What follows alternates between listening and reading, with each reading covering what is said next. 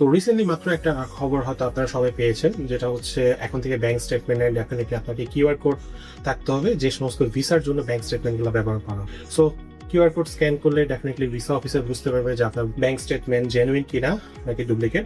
আর সব থেকে বড় কথা হচ্ছে অনেক ব্যাংকে যারা ব্লক অ্যাকাউন্ট খুলতো বা দেখা 30-35 লাখ টাকা এফডিআর শো করতে হতো, সো ব্যাংকে হয়তো 50 থেকে 1 লাখ টাকা দিয়ে দিলে তার একটা ব্লক অ্যাকাউন্টের মাধ্যমে এই জিনিসটা করে দিত।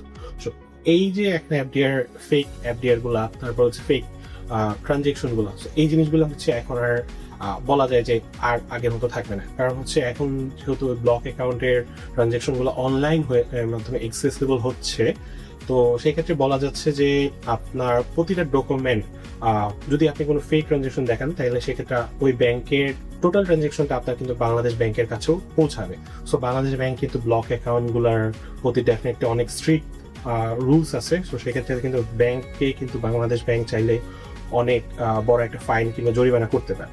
সো ডেফিনেটলি কোনো ব্যাংক সামান্য কিছু প্রফিট বা লাভের জন্য তার এত বড় রিস্ক নিবে না, এবং ব্যাংকের গুডউইল থেকে শুরু করে ব্যাংকের একটা রেপুটেশনের অনেক বড় একটা ব্যাপার।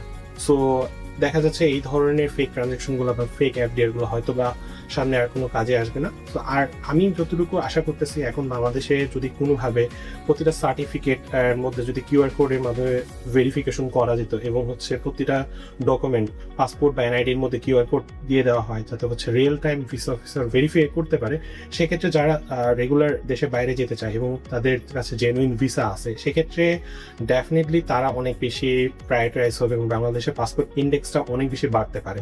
এখন হয়তো খুবই লাস্ট পজিশনে বাংলাদেশের পাসপোর্ট আছে, সেটা আর ডেফিনেটলি উইথিন 2-3 ইয়ার্স এর মধ্যে র্যাঙ্কিং ইনক্রিজ করতে পারে যদি প্রতিটা ডকুমেন্ট আপনার সামনে এরকম ভাবে ডিজিটালাইজ ভাবে ভেরিফিকেশন করার সুযোগ থাকে। সেক্ষেত্রে হচ্ছে যে ফেক কোনো ডকুমেন্ট দিয়ে হয়তো বা সামনে কোনো ধরনের ভিসা অ্যাপ্লিকেশন কেউ করার সাহস করবে না। কারণ যদি আপনার ফেক ডকুমেন্ট কোনোভাবে একবার ধরা পড়ে, আপনি হয়তো রিসেন্ট শুনছেন যে ইউকেতে কিন্তু 10 বছরের জন্য পার্মানেন্টলি ব্যান করে দিতেছে। সো এখন হচ্ছে যে অনেক দেশই যখন আপনার ফেক ডকুমেন্টগুলা একবার ডিটেক্ট করতে পারবে, সেক্ষেত্রে দেখা যাচ্ছে আপনি কিন্তু লং টাইমের জন্য ওই দেশে ভিজিট কিংবা যে কোনো স্টুডেন্ট ভিসার জন্য আপনি কিন্তু লং টাইমের জন্য একটা ব্যান খেতে পারেন। সো ডেফিনেটলি এখন থেকে ট্রাই করবেন যে ব্যাংকিং ট্রানজেকশনগুলো জেনুইন ভাবে করার। কারণ কোনো ব্যাংক, আমার মনে হয় না অ্যাটলিস্ট 50 বা 1 লাখ টাকা প্রফিটের জন্য হইলেও তারা বাংলাদেশ ব্যাংকের গাইডলাইনকে কখনো এড়িয়ে গিয়ে তারপর হচ্ছে তারা তাদের ফেক ট্রানজেকশন কিংবা এফডিআর গুলাকে দেখাবে।